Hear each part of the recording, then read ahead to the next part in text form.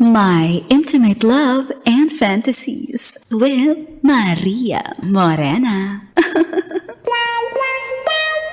At eto na ang tambayan ng mga mahilig saan. MILF, My Intimate Love and Fantasies.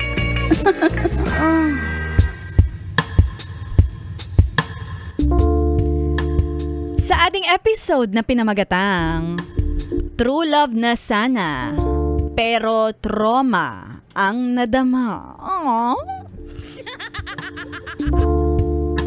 May kwento ako. Isa akong lalaki at share ko lang ang babaeng pinakamahal ko.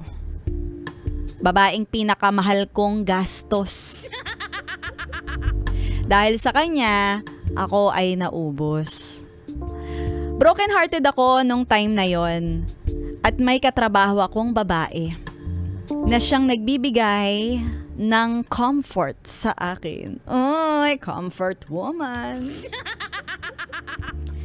Sa work ko kasi bilang chef sa isang hotel, hindi ko na naiisip yung babaeng nang iwan sa akin. Pero kapag pa-out na ako sa trabaho, eto na naman, ang lungkot-lungkot na naman. Uuwi sa apartment, iinom ng mag-isa. Lungkot naman yarn.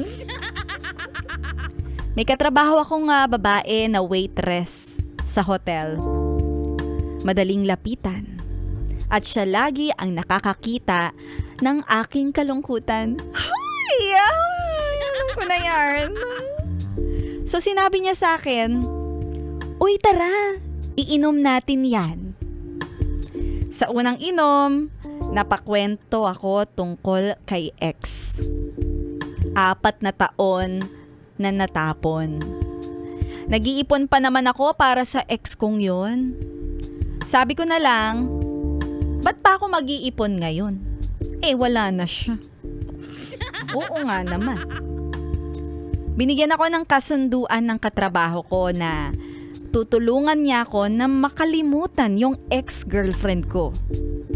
Kaso, may disclaimer na. Magastos to. Sabi ko, wala akong pakialam sa pera. Uy, ganyan talaga. Isang buwan, eto na. 30 days, nag-check-in kami sa Motorola. Pagtapos ng shift, mag-check-in ako. At hihintayin ko ang katrabaho kong babae na waitress na pumunta sa kung saang room naroon ako. Tapos, dediretso na siya sa aming meeting place. Masaya kung masaya. May araw na nanonood kami ng movies. May mga araw naman na gumagawa kami ng sarili naming action movie. Sa 30 days, parang pwede na kayong gumawa ng micro-series. At, oo nga, parang sweldo lang. Sa katapusan, naubos na din ang pera ko. At doon nahinto ang mga kalokohan ko.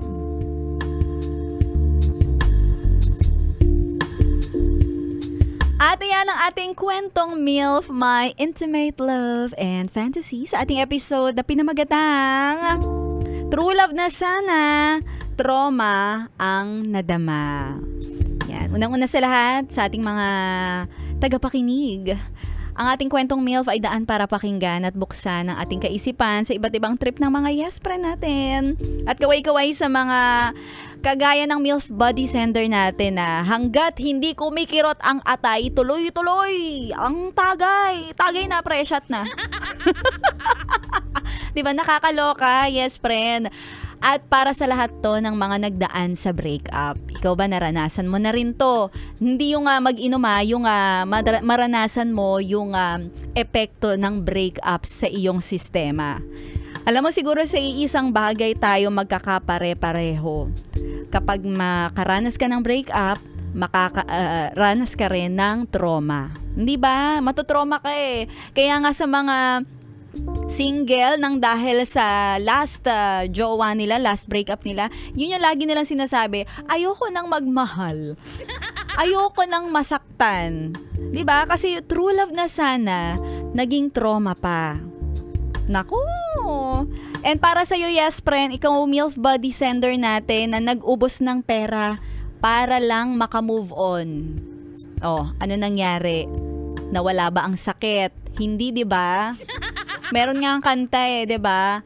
I'm not broke, I'm just a broken-hearted man. May mga paraan na pwede mong gawin na sana ay hindi mo na lang nagastos yung pera mo sa pamamagitan ng ganito na nagkanda loko-loko ka pa, 'di ba? Pero ayan, if you can't love yourself, how can you love somebody else? Kaya kung ako sa'yo, yes friend, kung ganito na nagdadaan ka sa breakup, siguro this is the moment para hanapin mo yung sarili mo at mas mahalin mo ang sarili mo. 'Di ba? At matatagpuan mo din na, ay, mahal ko pala ang sarili ko. Ito na lang ang pagkakagastusan ko. Mag-invest sa iyong sarili. O, 'di ba? Kaya sa mga yes friend natin nakikinig, tuloy-tuloy lang ang solid na pakikitutok. Napakinggan mo ang ating kwentong MILF, My Intimate Love and Fantasies. Dito lang yan sa 101.1 Yes FM Solid. Confused when you are near.